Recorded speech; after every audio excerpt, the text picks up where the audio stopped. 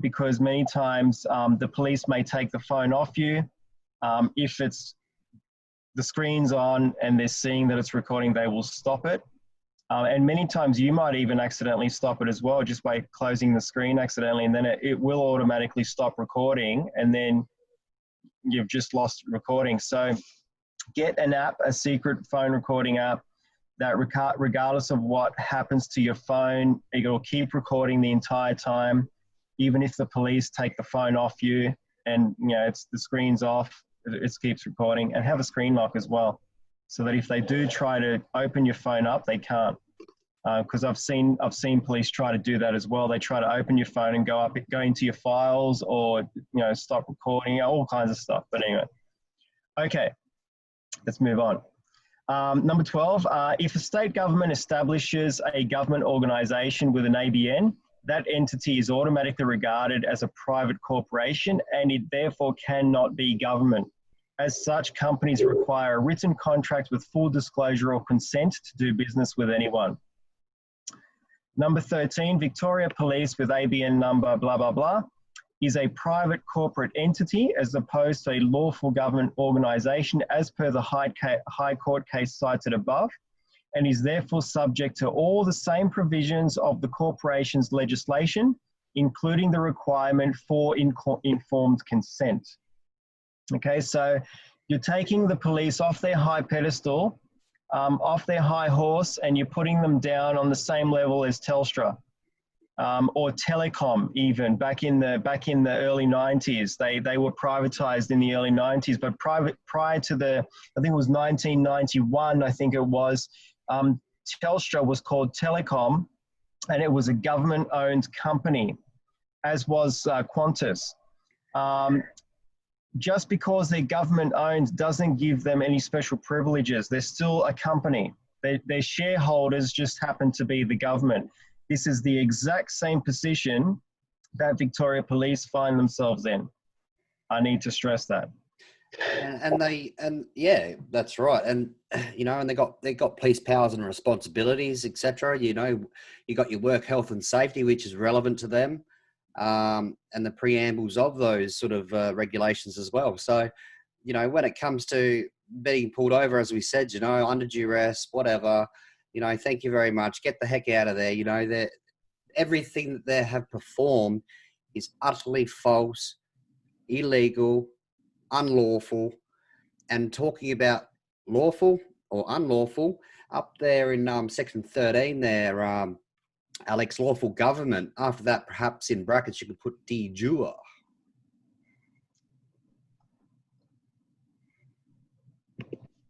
Corporate entity as opposed to a lawful government de jure. Is it one word or two words? Two. Yeah, I thought so. Correct? Yep. That just points out that the difference between real and phony. Yeah. Okay. Victoria Police with the ABN number is an incorporated entity which falls under the corporation's legislation, and as demonstrated in the Victoria Police versus Sam Marotta case, number blah, blah, blah, in the Magistrates Court in 2019, the corporatized Victoria Police cannot rely on the Crimes Act as a source of their authority. Now, as you just said, they're not a de jure organisation. Many of the acts that the police rely on were actually designed and intended only for de jure organisations. Now, if an organisation is not a de jure organisation, then it cannot rely on that statute as a source of its authority. And when you say such a thing, I see you have Victoria Police there. Now, that's all capitals. Perhaps if they were operating de jure, you'd lose the all capitals and have proper English text rather than symbolic foreign language. Thus, it would apply. But in this case, looking at how they've presented their business, it certainly doesn't. And that's a great point. And that goes with the Magistrates Court. That goes with a lot of areas as well, like the Magistrates Court.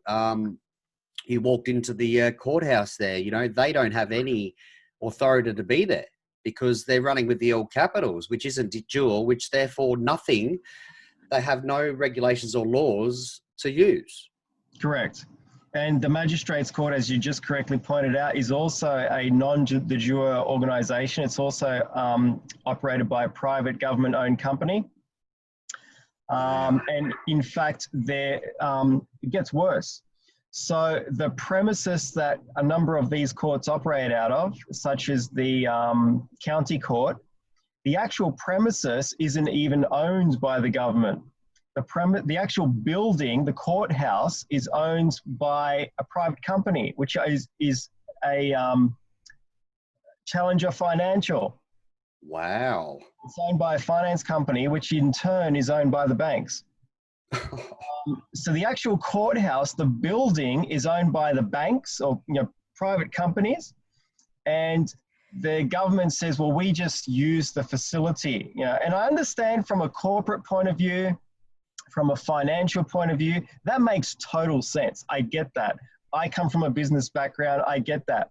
But we're not dealing with business here. We're not dealing with regular corporate commerce type stuff, unless we are. Maybe we are. So the government leases the building off the banks, off whoever, the landlords, and they therefore say, well, we're still a government entity, but even that entity is actually a corporate entity as well. So yeah, it's very interesting. Do you know more about this case? No, I was going to give you big ups for that because you're always pulling out all this case law. It's magical. I just happened to find this one on a document that I read a couple of weeks ago. Very interesting document, and it just happened to mention this case twice. So I don't know a huge amount about it, but it did say what I've said here. So I thought I'll use it. Yeah. Well, I'll definitely, if I can. I'll definitely have a read of that, and I'll also put it in the link below. Okay, number 15. I must therefore remind you of the court case of Friedman Brothers Furniture versus the Department of Revenue with regards to fraud committed in the unlawful procurement of jurisdiction. So when these entities, such as the courts and the police, which are all private, try to enforce themselves upon you and say, oh, we have jurisdiction, blah, blah, blah. If you can prove that they don't have jurisdiction, they're in big poo-poo because they're now obtaining jurisdiction unlawfully, which is illegal, obviously. So as a living man under common law, I have the right to choose not to enter into a contract or agreement with your organization because it's a private company, nor place myself under your jurisdiction. And I claim these and all other rights afforded to me by law. You want to make sure you say that. Because remember, again, they always go by presumption. If you don't say it, they're presuming you're not interested. I claim these and all other rights afforded to me by law. Well, perhaps, I don't know, you might want to go a step further there. I mean, law, which is construct of man, perhaps, the laws, the covenant, within the King James Bible or from a Heavenly Father, like supreme laws rather than man-made laws, because, we're talking about all these organisations being government being not de jure, they're being rather a private business. So we don't want to be under their law. Correct. So one thing I should also mention, which I haven't, and I didn't even put it in the letter, come to think of it, all words used in this correspondence are as I define them. Okay, so and that's something that I was thinking the other day. Well, I've been creating some documents, a document myself. Now, in the documents that I create, I have a word glossary. So, and again, because if you're leaving room for second guessing or double speak, etc., nothing's going to be perfected. So I have a word glossary and state certain very important words, the meaning for them. Yeah, good point. So at the end of your letter or whatever it is you're writing, you have a glossary. How long is your glossary?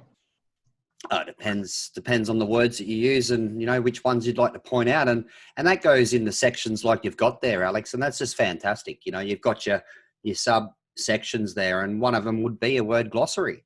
Good point. Very good point. I should do that. That's a good idea. I like that.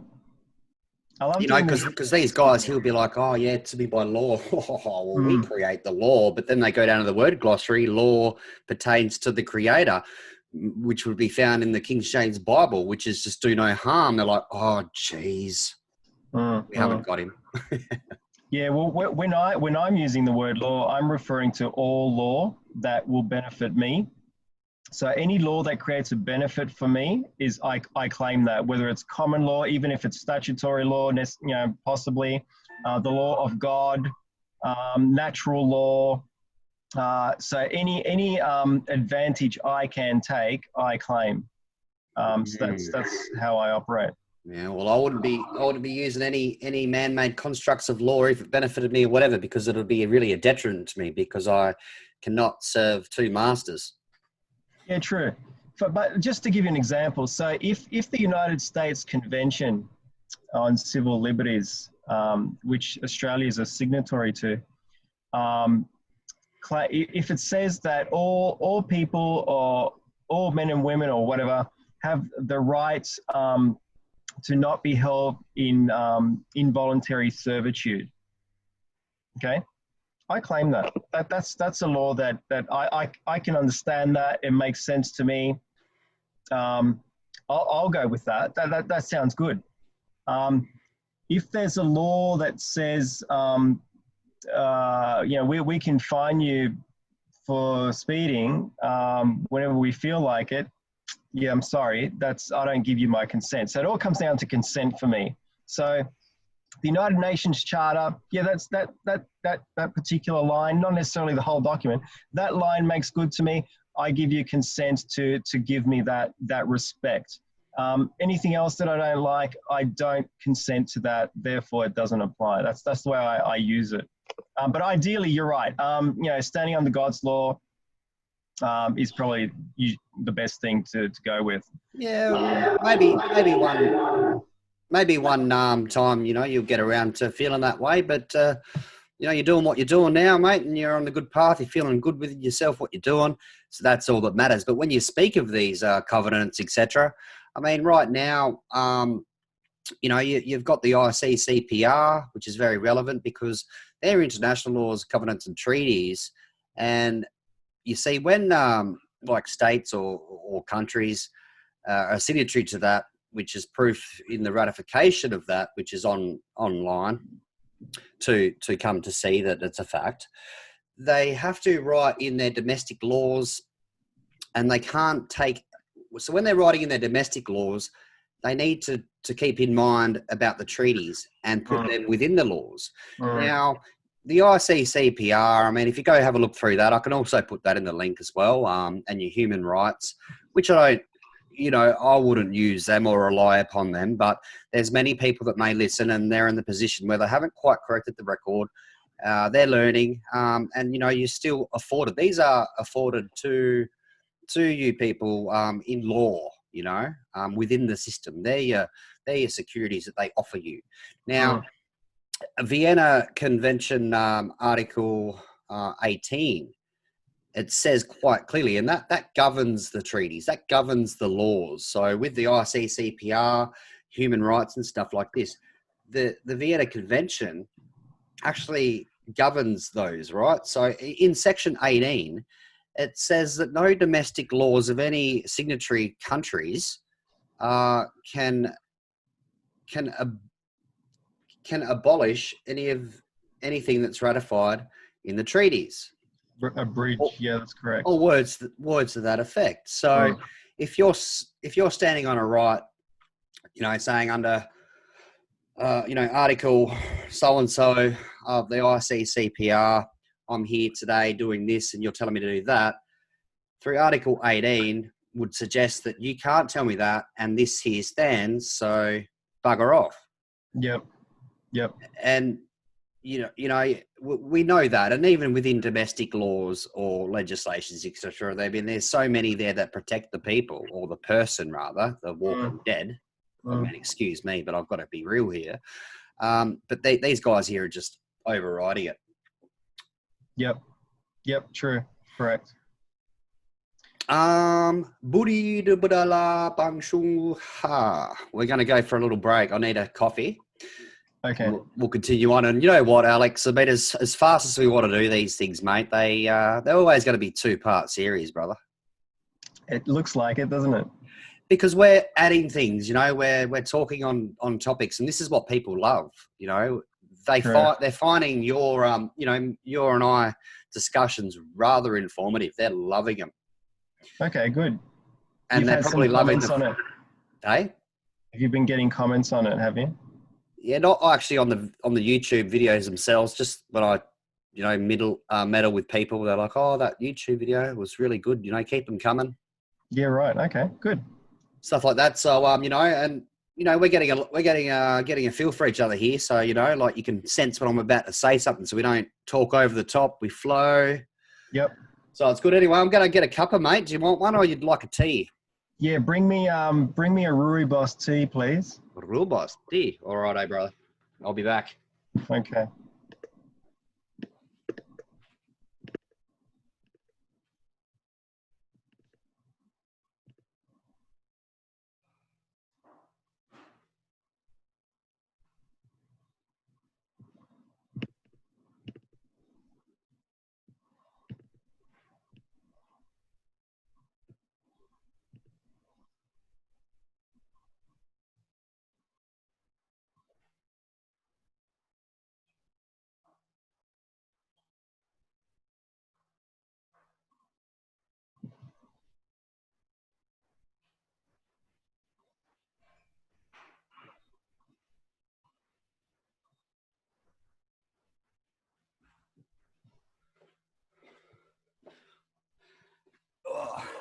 All right, just boiling up the water, big fella.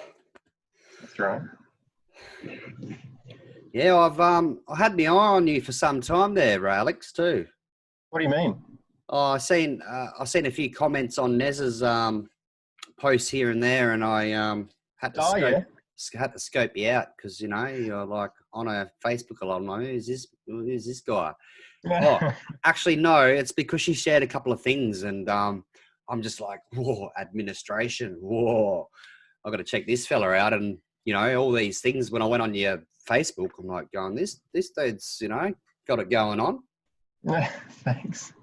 I think you're quite new to it, though, aren't you? Like relatively. I actually started learning about this back in 1996, and I spent a number of years learning about it, and then kind of drifted off to other things, and then came back about 2 years ago.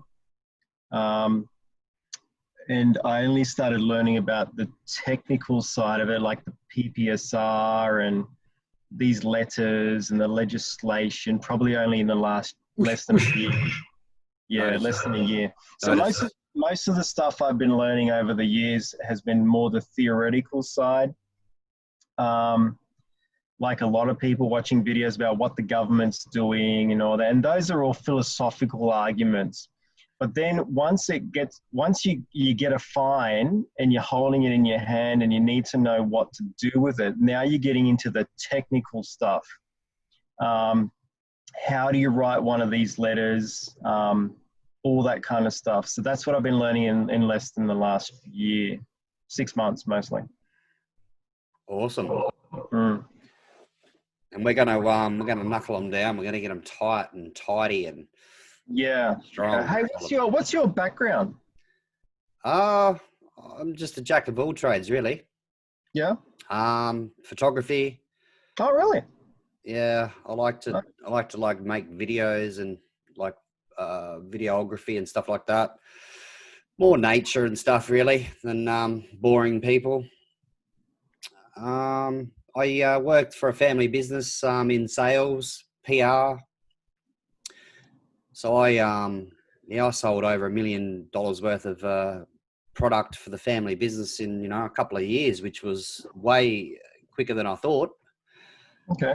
And that's just my love for people. You know, as much as I hate them, I like messing around with their psychology and getting in there and you know, having a bit of fun with them and stuff like that. So, you know, in relation to selling, I mean, they already came to us because we had a great product.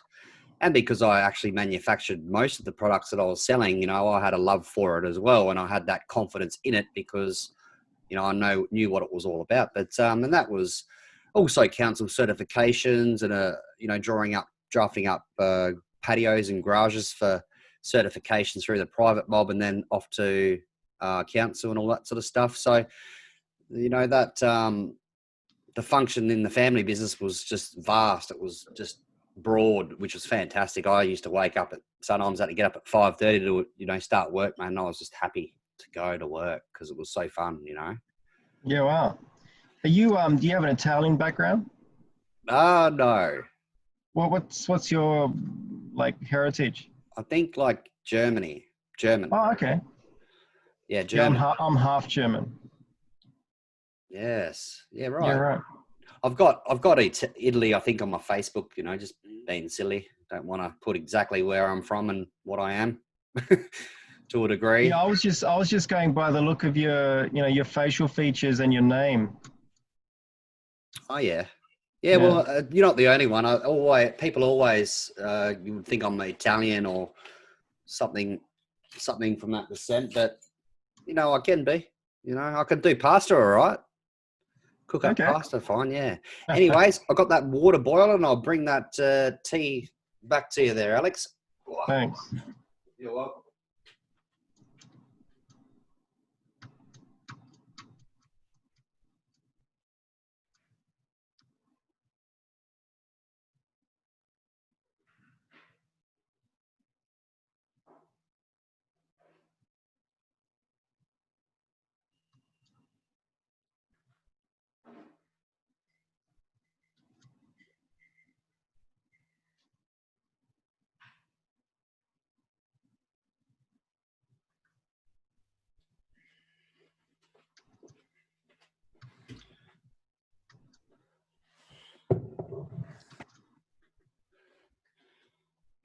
There you go, mate.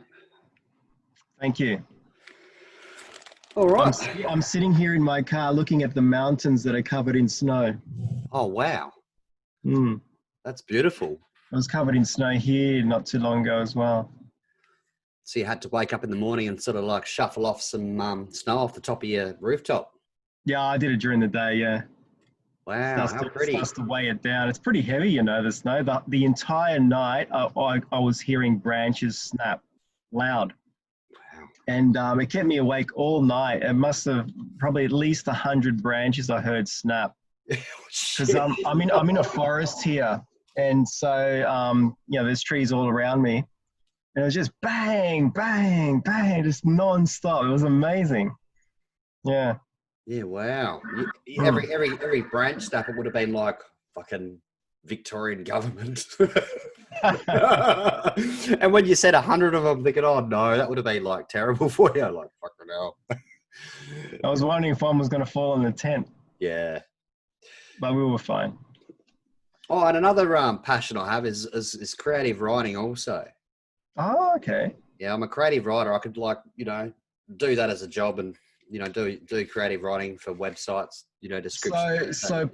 So you mean like storytelling or poetry or what?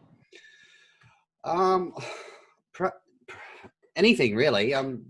Philosophies, you know, I come out with some cool philosophies when I come to think of things. But I'd class myself as very vibrant when it comes to words. So, you know, if I had something in front of me and I had to describe it, you know, I'd make it kind of interesting and enticing, I suppose. So, you know, I like words. Okay, good. I mean, sometimes I'm doing something and I'll just look for new words. Mm-hmm.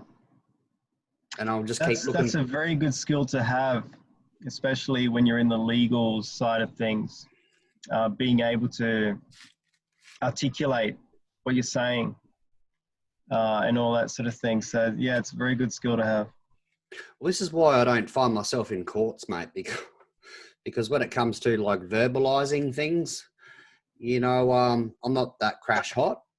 because I mean, I don't retain much that there's certain things that I retain is in the way of, knowledge and whatnot, but I don't retain too much because it just it weighs me down, I feel. So, and I'm an honest man, so I don't retain it. I just, whatever, and just keep moving. So when it comes to like paperwork and whatnot, I can really, take my time, and really inject a lot of substance in there and whatnot. And as I said, I think it was mid last week there, I jumped in the office. I'm back in the office again of the executor and began a document. So, you'll probably keep chasing me up. How's that document going? You'll probably find that it'll take me a few weeks to, finish because it's going to be very thorough. And what that is basically an amendment to the current laws that are in place with departments, the trading companies. Yep. Because the current environment is really changing. So I need to make those changes in accordance, for there is no presumptions with certain things. I mean, however, it's pretty tight as it is, but I just feel that it's necessary. So, and I mean, someone brought to my awareness the other day, I'll just have a look here, some legislation in Queensland. Where is it? I've got all sorts of stuff here. I'm looking for all chief health officers, postal addresses and stuff. When I get off the phone from you, I'm actually going to ring around and get all the details as well. Now, where's this legislation? I'll just mention it quickly because it's quite concerning. I did actually shut down about 150 web browser pages for I wouldn't get lost if I had to recite something in our conversation. Yeah, I had to do that too. I've got this mammoth computer though, man. I could run like all sorts of stuff and it doesn't slow down. It just keeps powering on, because... Oh, nice. Yeah, it's a $15,000 tower. Wow. 64 gig of RAM. And 16 gig of graphics memory. Okay. So we got dual 2050s, I think, in there. Anyway, so we've got here in Queensland now, so COVID-19 Emergency Response Act 2020. Now this got brought to my attention because someone mentioned it and then mentioned children being removed from homes. Yeah. And not only that though, but taken from their classroom to a little section of the school for a test. That doesn't sit well with me at all. Do you homeschool your kids? Pardon? Are you homeschooling your kids? No. I wouldn't be sending my kids to school anymore. Yeah, well, that's something I've been mindful about and been looking around for homeschool curriculums, etc. Yeah. And I did want her to go to school just to learn the basics of writing and reading, and once she gets that, I can take it from there. So she's at that level now. She's nearly 8 years old. So year 2 here in Queensland. So I don't think I don't know if she'll last the year before I pull her out, but I don't think she'll be, being in year 3 at the public school. Yeah. But there is safeguards in place currently. Next year things will be different, I reckon, in Queensland. So, yeah. I think they will be everywhere. Yeah, that's right. But I have safeguards in place there. I've certainly sent a notice to the principal there, and he is in a position. He has a responsibility for that child. And he knows if he doesn't perform that duty, he'll lose everything. Yeah, nice. So if there is a nurse with a needle, he'll run up and dive for his life and scoop her up. Good. All right. You want to take it away then, brother? And let's continue. Yes. So we're up to point number 16. So I'll continue on.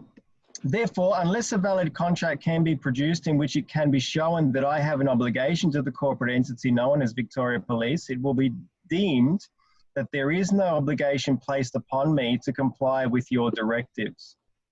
Number 17, furthermore, it is a well-established fact that corporations and other fictional entities such as Victoria Police have no power over the living, as ruled in the Supreme Court case of Penhallow versus Doan's administrators.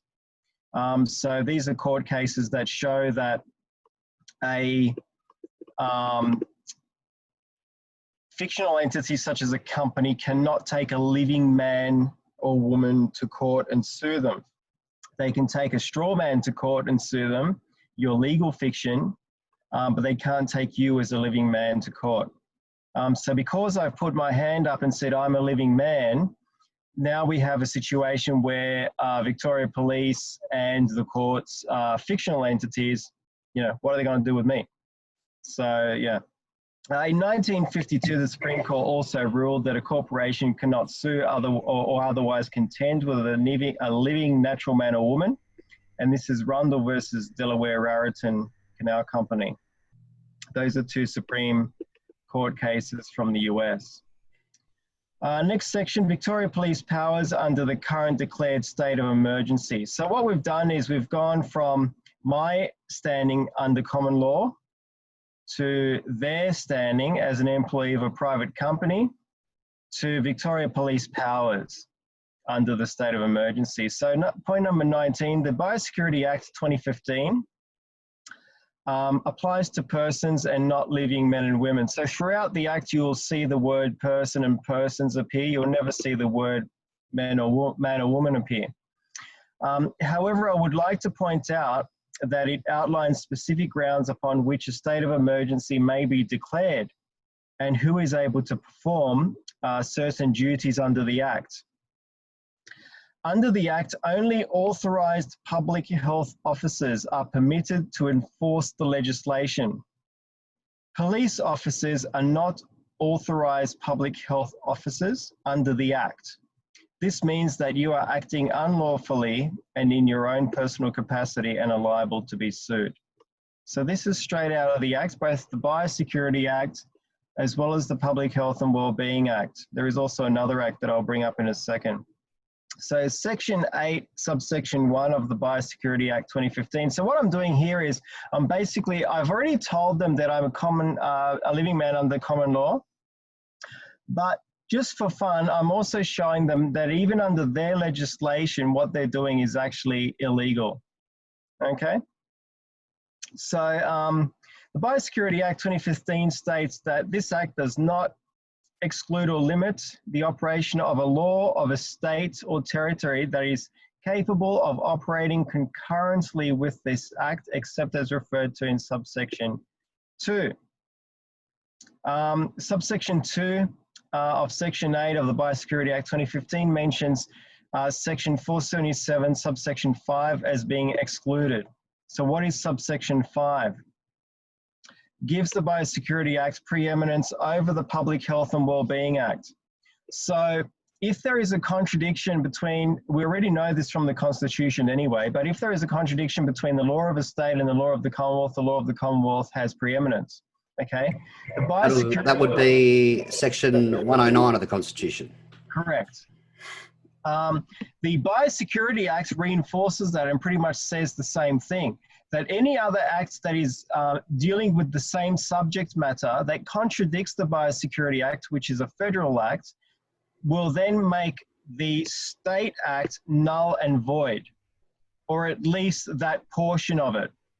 And the Biosecurity Act is very clear. It does in fact state that enforcement orders can only be enforced by public health officers that have been appointed by, what's the word that it uses? Appointed by a writ or something like that. Because I'm going to ask, what is a public health officer?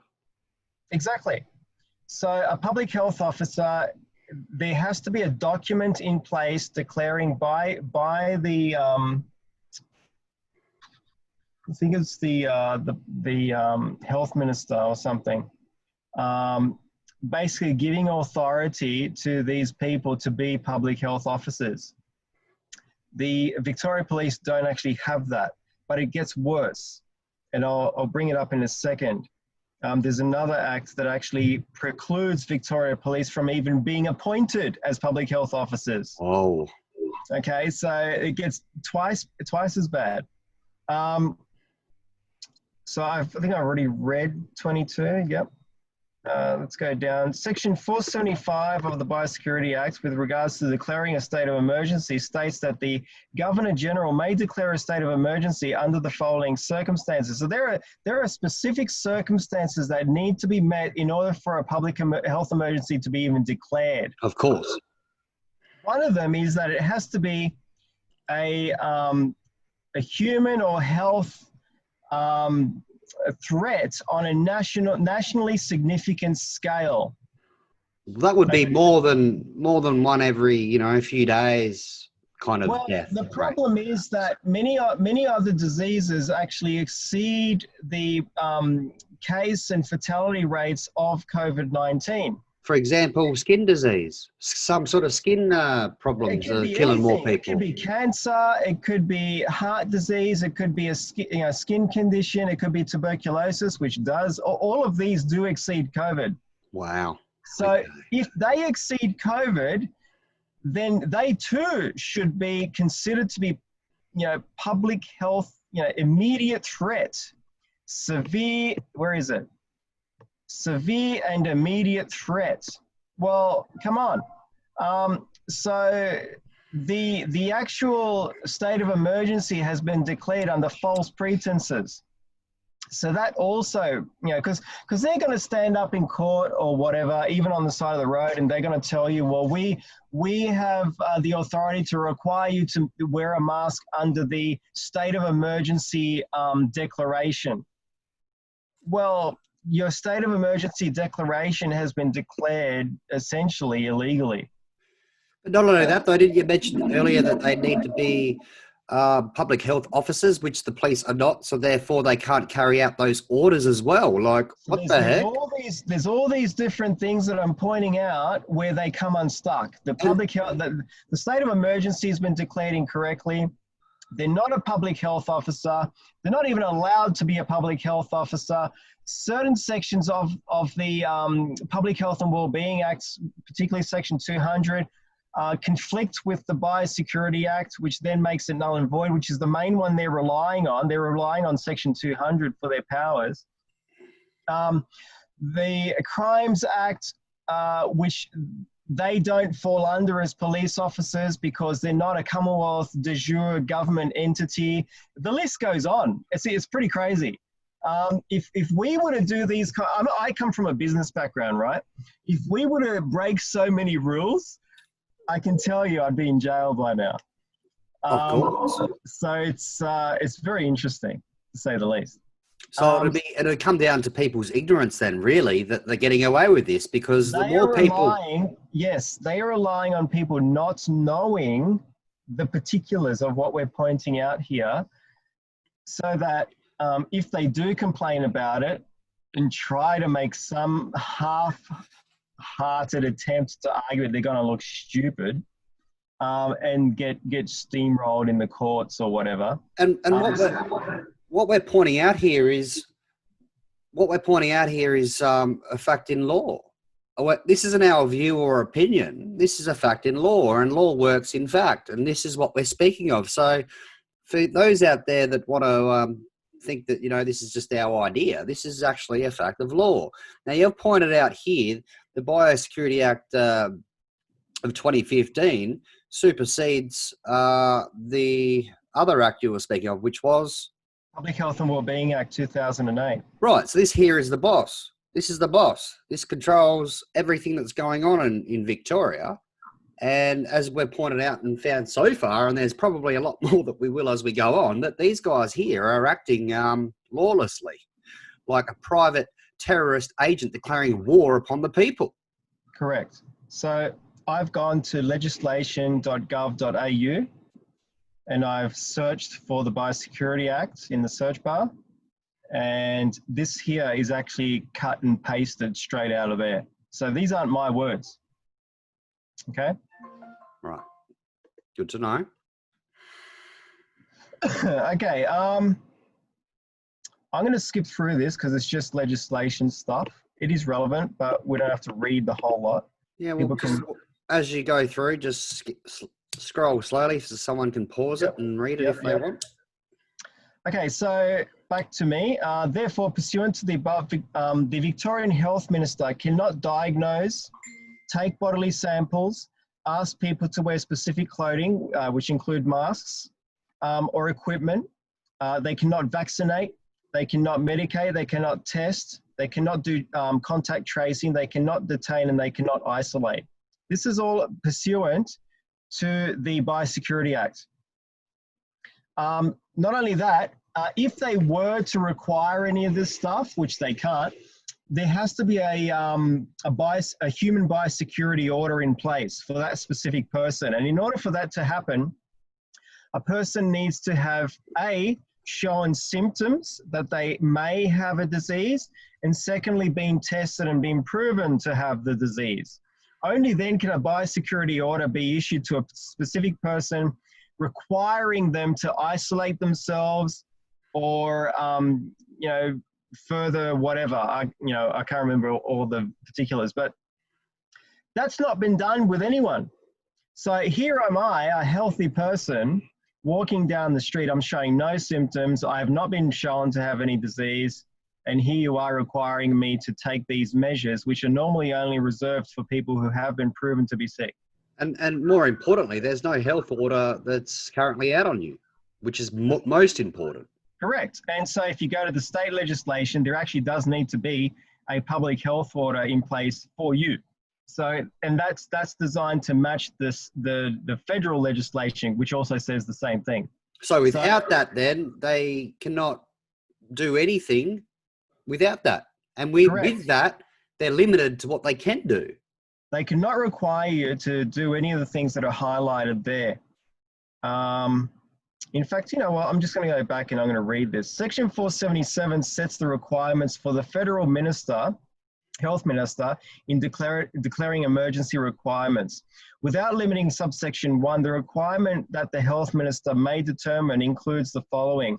Requirements that apply to persons, there's that word persons again, goods or conveyances when entering or leaving specific places, requirements that restrict or prevent the movements of persons, goods or conveyances in between specified places, and requirements for specified places to be evacuated, and D, if a recommendation has been made, as referred to in paragraph 1C, requirements for the purposes of giving effect to the recommendation. There's nothing there that covers these points. There's nothing in the entire legislation that covers that outside of someone having a specific order. And even then, I think quite a few of these don't even apply. Wow. For instance, even if you have been tested positive and you have a health order against you, they still can't require you to be vaccinated, just as an example. Yep. And that's in the legislation. Yep. That's their main law that they'd be relying upon to carry out anything in this current environment, and yet, as you've spoken, they're doing everything just outside of it all. Now, where I got this from was not, this isn't all me. I'm not that smart. I got this from a lovely lady. Can't remember her name. She's a lawyer she did a video on YouTube. You may have seen it yourself. She's based in Victoria, where she spoke about this, and she actually brought out all this legislation, and her video on this specific section is much better than mine. So I would suggest you all go to that. Yes. Her name is Serene. I've actually been in a couple of Zoom meetings. They're honoured to be a part of it with Serene. And actually on the channel here, we've also got her there unfolding the Biosecurity Act as well.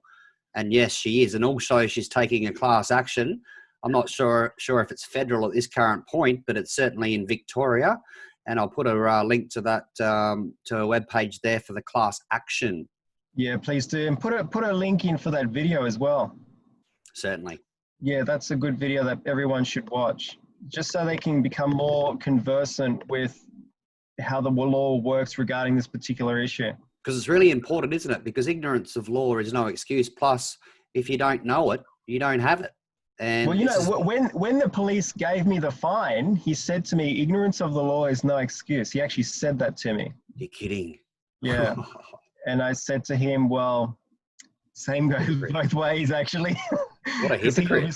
He's obviously not aware of this stuff. No. So when I see him in court, if I see him in court, that's going to be interesting. Okay, so the following three cases also sets out the police powers. Now, these cases may or may not necessarily be in force under a state of emergency. However, the reason I'm bringing these out is because the declared state of emergency may in fact not be valid. So if it is proven that it's not valid, then these do in fact stand. And this is what Magistrate Duncan Reynolds in Melbourne in July 2013 said. He said, there is no common law power vested in police giving them the unfettered right to stop or detain a person and seek identification details, nor is Section 59 of the Road Safety Act a statutory source of such power.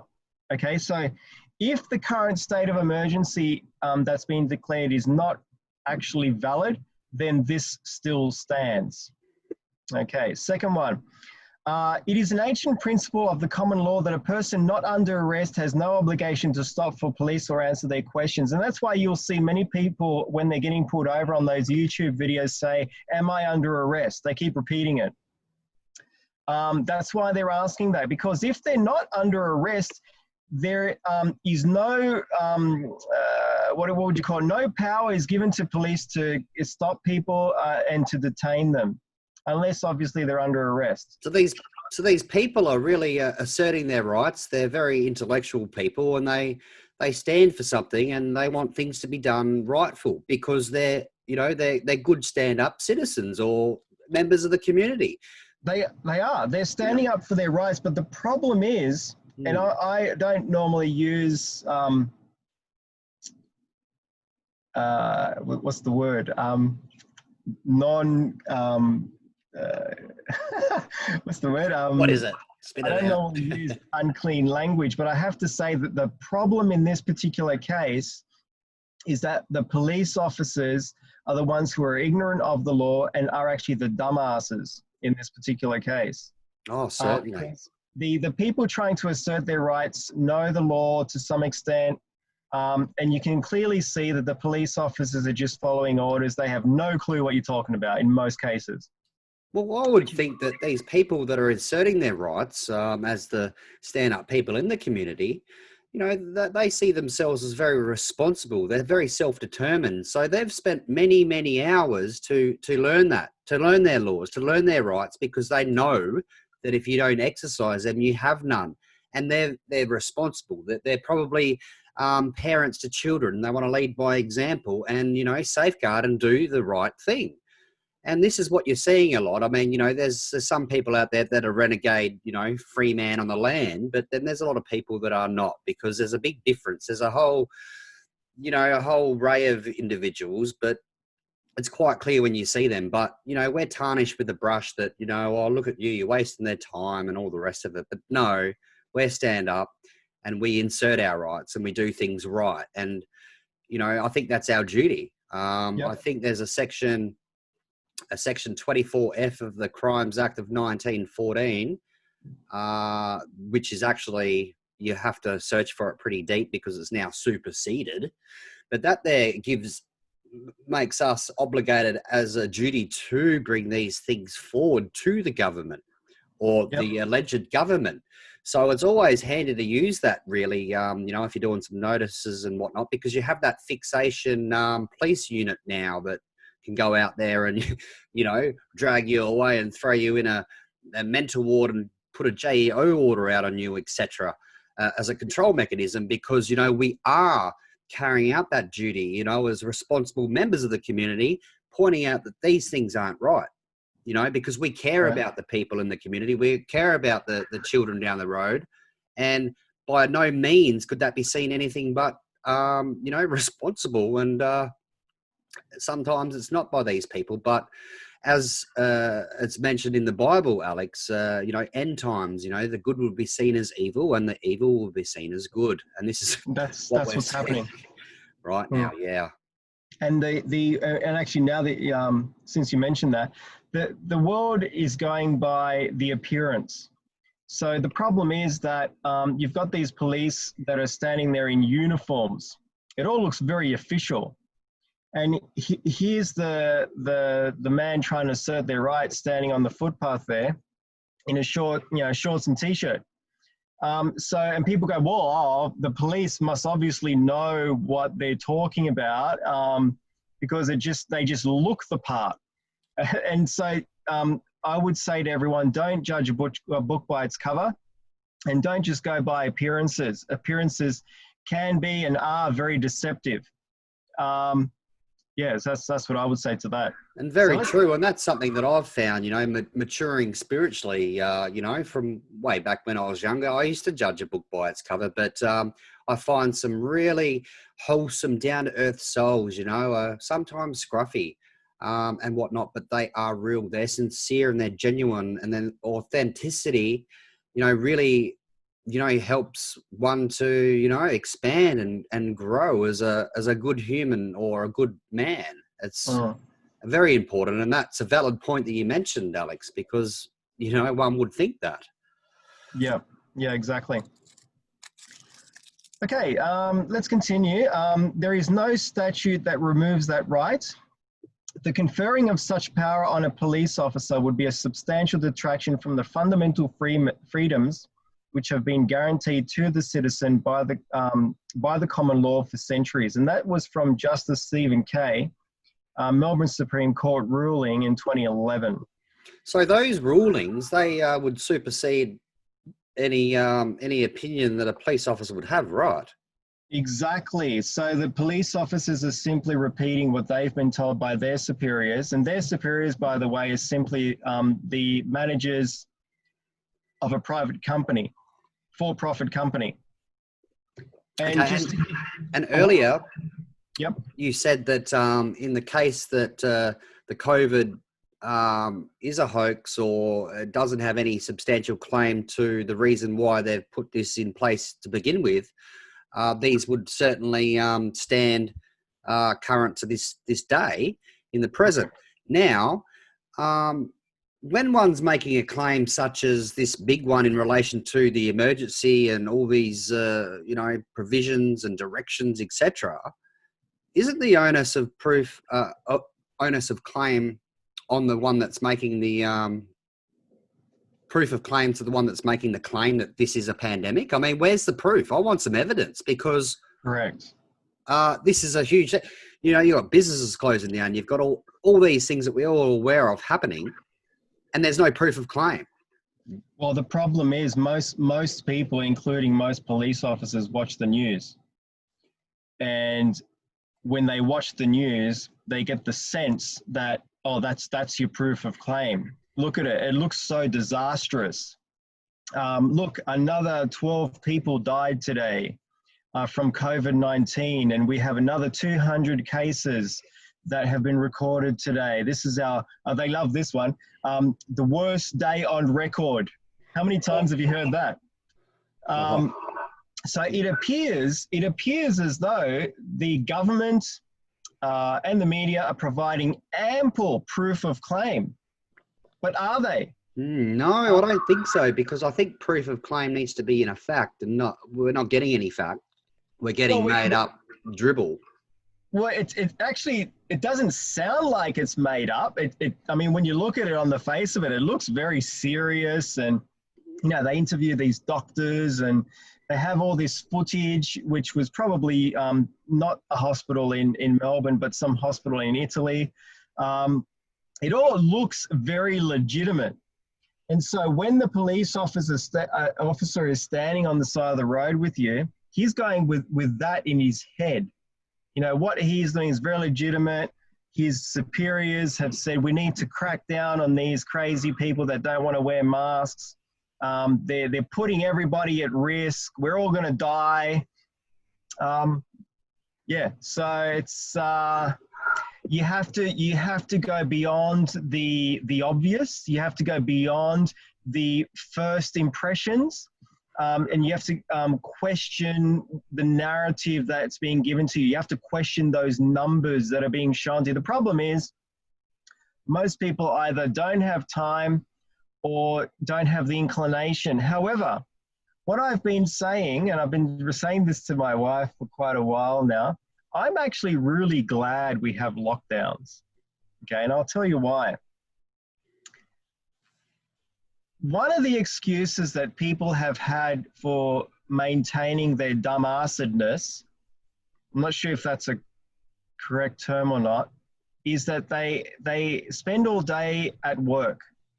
Monday to Friday, 9 to 5 or whatever, they're standing behind the coffee machine, they're driving the van, etc. They don't have time to get informed. By the time they get home, they're buggered. The best they can do is turn on Channel 9, heaven forbid, and watch the news. Okay, so they had an excuse for being ill-informed. But they don't have that excuse now. They have a lot of time at home for the most part now. So ignorance is truly a choice now. If 6 months into a lockdown, you still don't know what is going on and you still don't have the faintest inkling of what's going on, that's on you. 100%. Okay, let's continue. I've done enough preaching. Police officers, did I already read this one? I can't remember. No, I didn't. No. Police officers have no power whatsoever to arrest or detain a citizen for the purpose of questioning him or facilitating their investigations. It matters not at all whether the questioning or the investigation is for the purpose of enabling them to ascertain whether he is the person guilty of a crime known to have been committed, or for the purpose of enabling them to discover or determine whether a crime has or has not been committed. If the police do so act in purported exercise of such power, their conduct is not only destructive of civil liberties, it's also unlawful. And that was taken from a court case known as Regina versus Banner in 1970 from the Northern Territory Supreme Court. And some people have said to me, well, that was the Northern Territory Supreme Court, we're in Victoria. What do you say to that? Well, it still applies. Exactly. So Supreme Court rulings apply in all states. Is that not correct? I believe it is correct. Yep. Okay. And they also say, well, that was back in 1970. A lot's changed since then. It's still a ruling. It's still a ruling and it hasn't been overturned. If it hasn't been overturned, then nothing has changed since 1970. Exactly. Okay. Glad we got that out of the way. Okay, next section is a person's right to be presumed innocent and healthy pursuant to the Biosecurity Act 2015 and the Public Health and Wellbeing Act 2008. So both of these acts, the way they're designed and all of the wording, has the presumption of innocence and health prior to the presumption of guilt and sickness. So in other words, you can't walk up to someone and require them to social distance or wear a mask. The presumption is they're healthy. They don't need to do that. And that I got from that other video that you mentioned earlier. What was her name again? Serene. Serene. Okay, it's from Serene's video. So go back and watch that. She goes through all this information here. So I'm pretty much outlining what she said in her video. Point 25. The Imperial Acts Application Act, which is a law of all states, allows for all persons to be presumed innocent until proven guilty. This means that your request for payment or tax in this matter is a clear breach of that right, and I'm aggrieved by your unlawful attempt to tax payment from me when I've committed no criminal offence, offended and broken no law, and caused no personal harm to any person or resident. The Biosecurity Act 2015 also establishes the presumption of health. If I have not been diagnosed with any disease, I show no symptoms and have no human biosecurity order issued against me. And that comes from that act and that video that I mentioned earlier. Your infringement notice, in your infringement notice, you state that I did not follow your directions. I did not wear or carry a mask covering per Section 203 of the Public Health and Wellbeing Act. That's what I said to you earlier. They always rely on Sections 200 and 203. This section clearly contradicts the Biosecurity Act, which makes it null and void. And that would come out in a court case, possibly not in a magistrate court, or maybe even a county court, but it would certainly come out in a Supreme Court and a High Court ruling. And I will be more than happy to take this all the way to the top. I'm sure you will, brother. Because I'd like to set this as a precedent. And there are a number of other people doing the same, including Serene. However, pursuant to the Biosecurity Act, I am not required to wear a mask as I have not been diagnosed with having any disease. I certainly show no symptoms of any disease and have not been issued a biosecurity order. Okay. The Public Health and Wellbeing Act, in addition to that, Section 117, which contradicts Section 200 and 203, assumes that a person is healthy until proven unhealthy, and clearly states that there is no requirement placed upon me unless a public health order has been issued. Okay. Furthermore, the Public Health and Wellbeing Act 2008 must be consistent with equivalent Commonwealth legislation, including the Biosecurity Act 2015, and I have reasonable grounds to believe that it is not, and is therefore null and void per Section 109 of the Constitution. Very good.